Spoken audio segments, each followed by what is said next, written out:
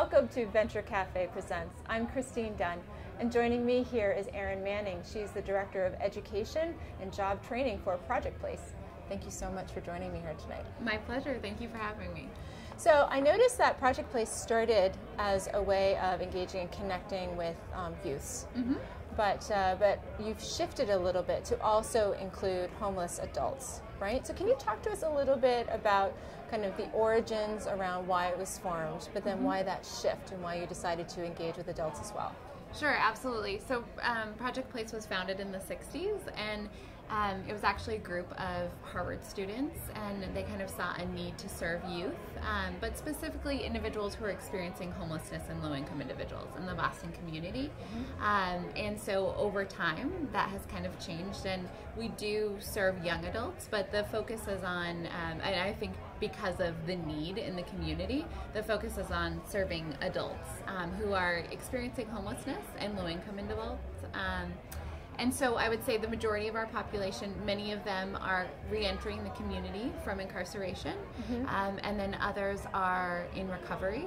And so facing multiple barriers to employment, and so we are working with them to help them secure employment and then housing. You know, workforce development has been something that just in general there's been a big push in workforce development programs here in Massachusetts. How do your workforce development approaches differ in order to serve this community? And how do you approach education and training this community in order to serve their needs and serve employers' needs in the state? Sure. That's a big question. There's a lot to that. So I think, I constantly find myself asking, what is different about Project Place? Because you're right, there are a lot of places you can go and receive workforce development training in Boston. I think specifically for our community, it's actually the culture of the agency. So maybe it's not necessarily how we write a resume or how our cover letters look or what our computer class is like, but it's the commitment that our staff have to our clients and to kind of fostering a sense of hope, having realistic expectations for what their next steps are going to look like.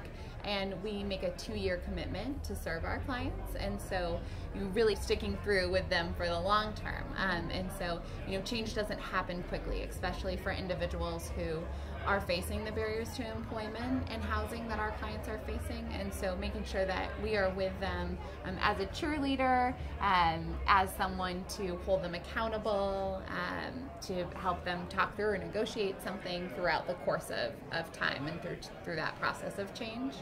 And then I forget the second piece of that question. Well, how do you structure the program so it fits their needs? I mean, have you noticed that there are certain types of industries that they tend to do better and focus on, or is it the nature of the curriculum itself that you tailor and tweak in order to fit their particular situation? Sure. So I think we do both. So we kind of do a general class that we call our Work Ready class. I think of it as a job readiness boot camp. It's essentially 4 weeks of kind of intensive training regarding the skills that are needed to secure employment. And once clients finish that piece, then we start looking at, okay, what are your interests? What kinds of things are you interested in doing? What have you done in the past? What fields will you have opportunity within, and what do you need to get that opportunity? So then we offer kind of a range of different credentialing opportunities for our clients. So continuing to develop computer skills is a huge part of that.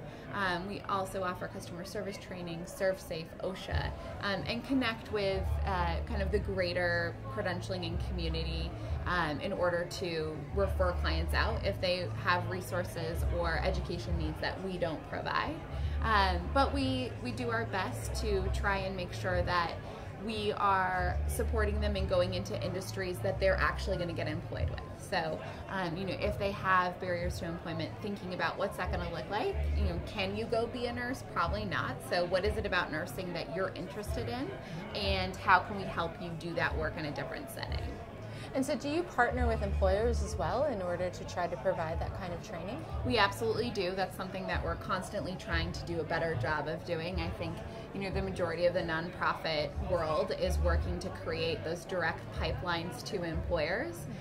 We really value all of the employers that we work with and getting their feedback and wanting to know how can we better teach our clients to be the employees that you want them to be and that you need. That's fantastic. Well, Aaryn, thank you so much for joining me here My today. pleasure. Absolutely. Thank you for having me. Absolutely. All right. For Venture Cafe Presents, I'm Christine Dunn.